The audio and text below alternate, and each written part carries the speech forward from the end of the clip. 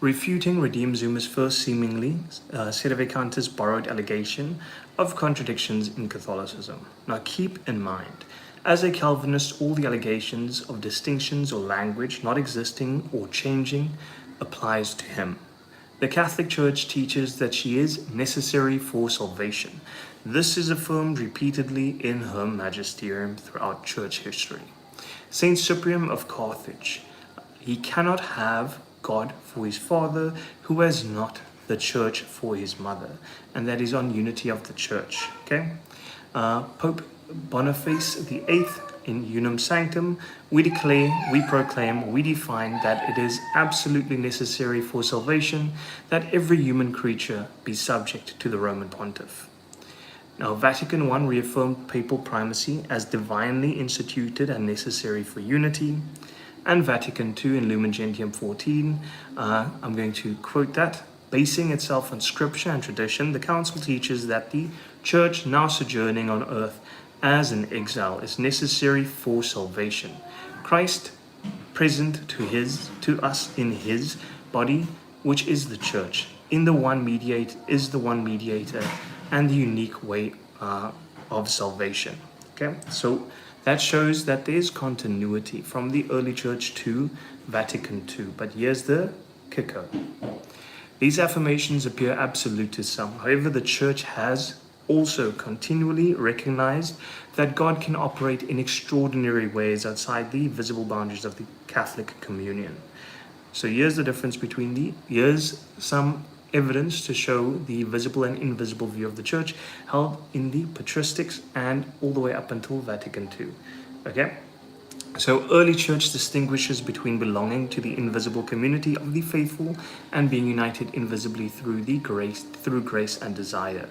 From St. Augustine, right, noting that some may belong to the soul of the church without belonging to a body, many who appear to be without are within, and many who appear to be within are without. And that is on baptism, okay? Vatican II echoes this. Those who, through no fault of their own, do not know the gospel of Christ or his church, but who nevertheless seek God with a sincere heart may achieve eternal salvation. That is in Lumen Gentium 16. So while the church is necessary as the sacrament of salvation, God is not bound by his sacraments. Okay, so is not limited by the sacraments. He can bestow mercy and salvation on everyone who so wishes, tying them to his body, to his church. Now, schism and early church. The sin of schism is grave, as we see in Galatians chapter 5, verse 20, and the Catholicism. Okay, but historical reality shows complexity. The Greek patriarchs often lived in imperfect communion with Rome, but they still preserved apostolic succession and valid sacraments. Not every separation is formal. Culpable schism, Vatican II clarifies, the church knows that she is joined in many ways to the baptized. So here we see the baptism being brought up again, getting back into this.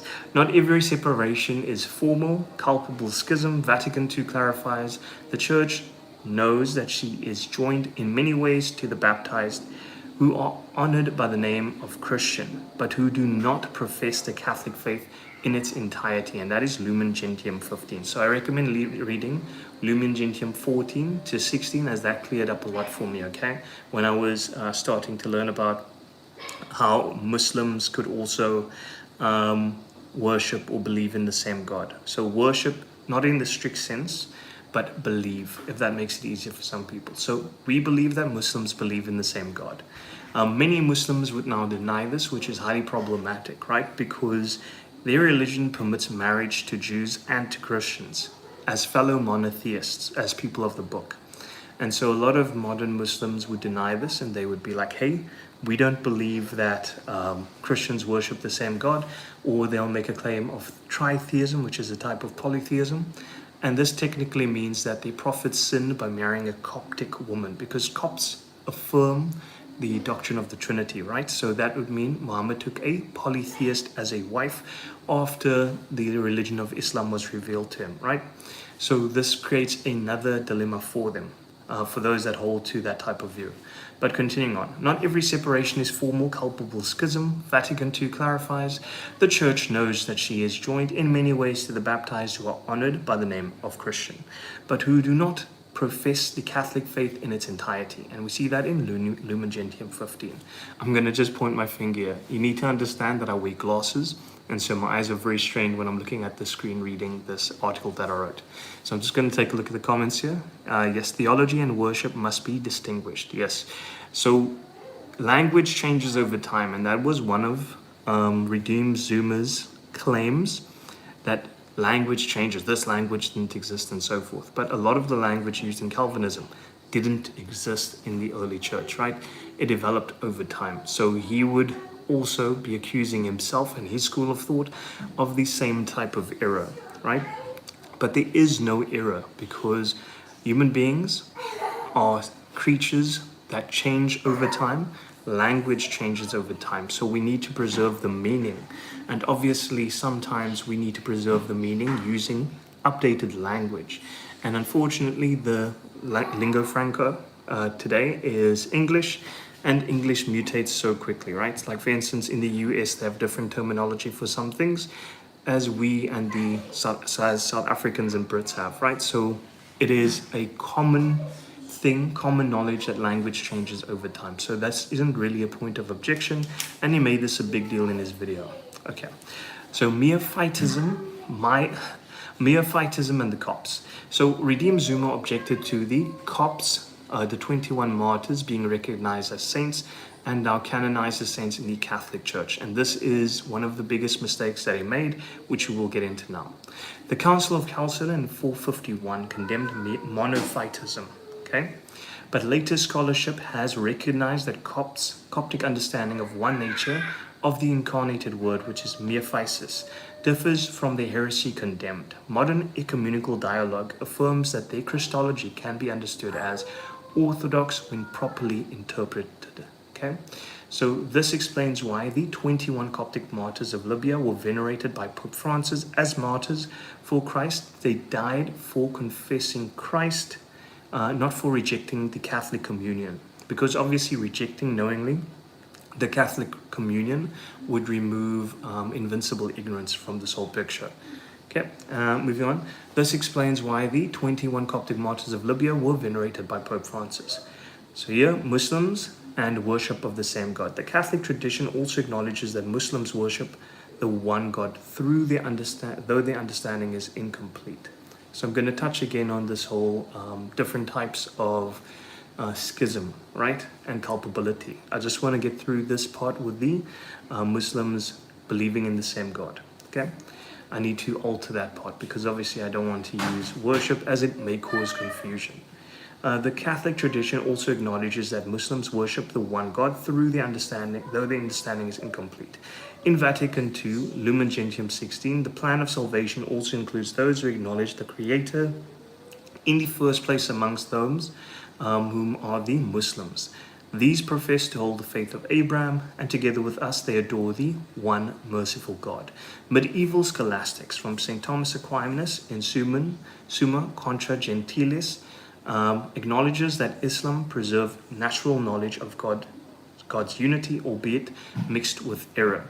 So the Muslims are in error when perceiving or trying to understand God's nature.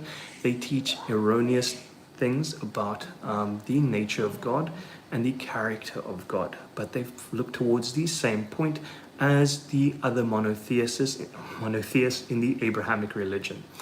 And so that is one of the clarities that I need to provide on this. Reformation tradition from Nicholas of Cusa and Luther in some contexts also acknowledge that Muslims direct their worship to the same God, though without recognizing the Trinity or the Incarnation. So you see Luther and even Gregory Palamas in Eastern Orthodoxy, and we have different Protestant figures through the Reformation and modern ones within the Anglican Church, and even with the Russian Orthodox Patriarch. He also professes that Muslims believe in the same God. Okay, so a lot of lay people within the Eastern Orthodox tradition, they have now taken to denying that Muslims worship the same God, but this isn't compatible with the earliest recorded encounters that we have in writing between Christians and Muslims. Okay, there's another thing I wanted to touch on a while from now, with regards to the view of Ishmael, because the Orthodox Muslim brought up one of the issues in the patristics in regards to the view that the majority of the people interacting with the Muslims early on thought them to be the descendants of Ishmael. Now, this, for the most part, in my understanding, is due to it's due to them taking the Muslims' claims at face value. Okay, so this is something that we can easily avoid, as we don't think the church fathers are the experts or authorities in regards to history or in regards to the sciences. Like, for instance, in Islamic writing, they have affirmation of a flat earth. Okay, so they point out that Muhammad isn't the authority in regards to history or science, okay, because that is how they excuse that. So we can use the same type of response where we just say the same thing. The church fathers aren't our scientific authority. They are not our historical authority. They are our religious authorities, and we look to them for guidance, even though some of their views or most of their views aren't dogmatic, right? My daughter is losing her mind upstairs. That includes the Old Catholic and St. Robert Bellarmine, Francis Suarez, Catholicism of Pius the 10th, Cardinal John de Lugo, and other scholastic theologians affirmed it as well, yes. This includes the Old Catholic Encyclopedia. Yeah. I need you to come on sometimes there, bro, so that we can have a lovely discussion, okay? I normally focus on very low-tier type of apologetics. You need to understand this. And so it takes me a while to write these articles, and then obviously I do pick up what I write down, because I'll research it, because we used to be in research and development. That was the type of work that I used to do. And so that is how I approach theology. But many people are far better read on the subject of theology and on the fathers and on, for instance, saints like St. Thomas Aquinas. And so I would love to have those type of people on my show, but I normally focus on low-tier arguments, because the majority of people that we are trying to reach, they don't look towards complex theological arguments. They look towards simple arguments that sit with them. And so this is why we see a lot of Protestants being very successful, like hyper successful out there. So they'll make a straw man out of Catholicism, like that guy that I talked about yesterday in my live. He is straw manning Catholicism like every day, literally, like multiple posts. He's got such a crusade, if you will, against the Catholic Church going in his messages and his comments, right? But for the 99% of his claims are completely false and without merit. And this guy will continue to do that, right? But he doesn't know much. And so I can easily refute someone like that in a way that is simple enough for the majority of people to understand that read my messages. Because we don't want to be driving at 100 when we're trying to reach somebody that's driving at 10 kilometers per hour. I said this last time.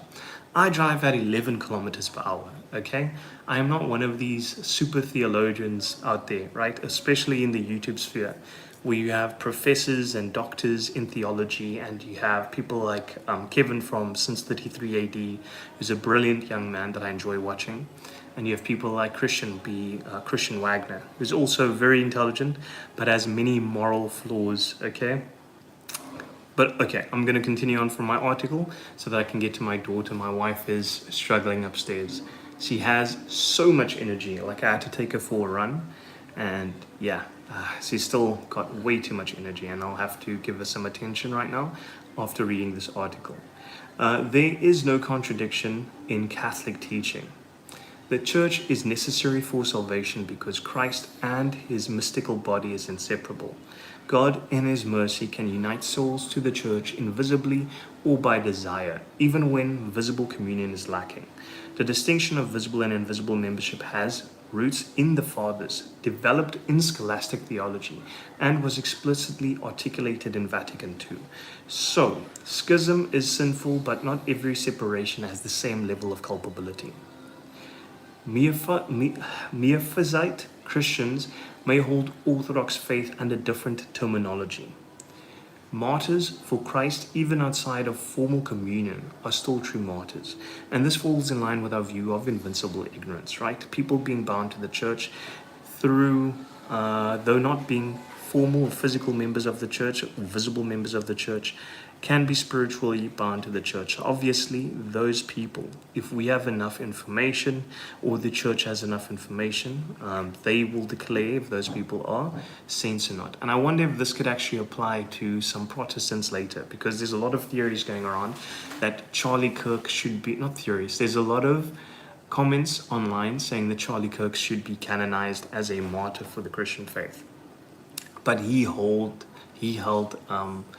some views which are clearly not compatible with apostolic Christianity. But could he be invincibly ignorant enough to be canonized as a saint?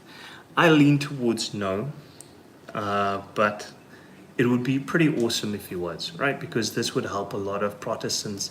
You know, they'd look to maybe putting some icons or statues of Charlie Kirk in their home.